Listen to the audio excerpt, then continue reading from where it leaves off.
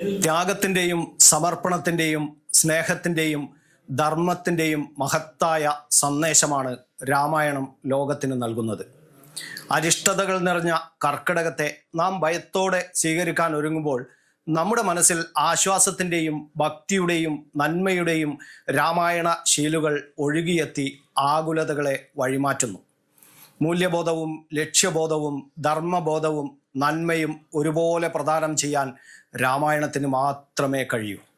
സഹജീവികളിൽ ഏറ്റവും എളിയവരുടെ പോലും ദുഃഖം സഹിക്കാൻ കഴിയാത്ത ത്യാഗനിഷ്ഠനായ ഒരു മുനിയുടെ ഹൃദയവേദനയിൽ നിന്നും അല്ലെങ്കിൽ അധർമ്മത്തിനെതിരെയുള്ള വിലക്കിൽ നിന്നാണ് ഉദാത്തമായ ഈ സൃഷ്ടി ഉടലെടുത്തത്.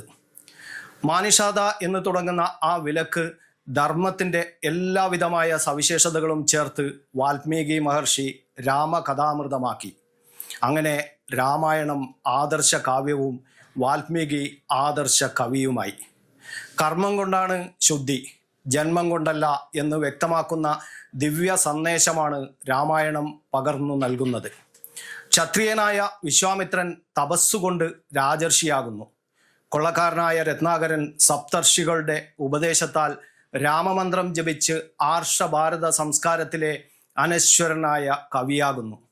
മാതാപിതാക്കളോടുള്ള സ്നേഹത്തിൻ്റെ, സഹോദര സ്നേഹത്തിൻ്റെ, സുഹൃത്ത് ബന്ധത്തിൻ്റെ, ധർമ്മത്തിൻ്റെ, നീതിയുടെ, ഭക്തിയുടെ എത്രയെത്ര ഉദാഹരണങ്ങൾ രാമായണത്തിൽ നമുക്ക് കാണാം. മനുഷ്യ നന്മയ്ക്കും സത്പ്രവർത്തികൾക്കും മാതൃകയായി നിലകൊള്ളുന്ന രാമായണ ശ്ലോകങ്ങൾ സദാചാരനിഷ്ഠമായ കുടുംബ പശ്ചാത്തലവും ഹൃദയശുദ്ധി നിറഞ്ഞ ജീവിത രീതിയും പകർന്നു തന്ന് നമ്മുടെ മനസ്സ് കീഴടക്കിയിരിക്കുന്നു. രാ ഇരുട്ടെങ്കിൽ മാ മായട്ടെ എന്നനുശാസിക്കുന്ന രാമായണം ഹൃദയ അന്ധതയെയാണ് പ്രത്യക്ഷത്തിൽ അകറ്റുന്നത്. സഞ്ജന സംഗമ ഫലവും ദുഷ്ടനിഗ്രഹത്തിനുള്ള കരുത്തും രാമായണത്തിലുണ്ട്. വനരനായ ഹനുമാൻ സകല സദ്ഗുണങ്ങളുടെയും വിളനിലമാണ്.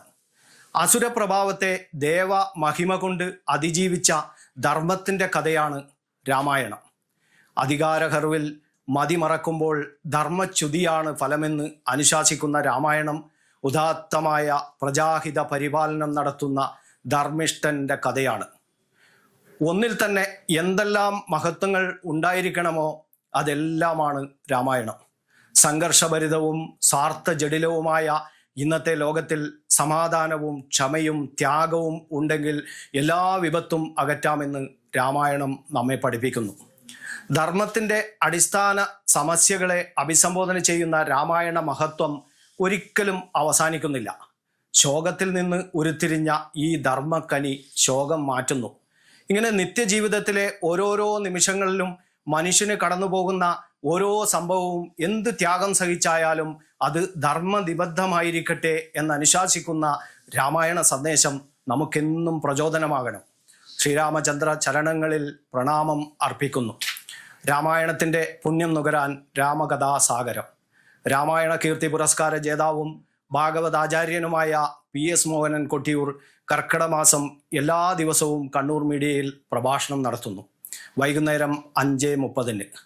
ശ്രീരാമചന്ദ്ര ചരണങ്ങളിൽ ഒരിക്കൽ കൂടി പ്രണാമം അർപ്പിക്കുന്നു.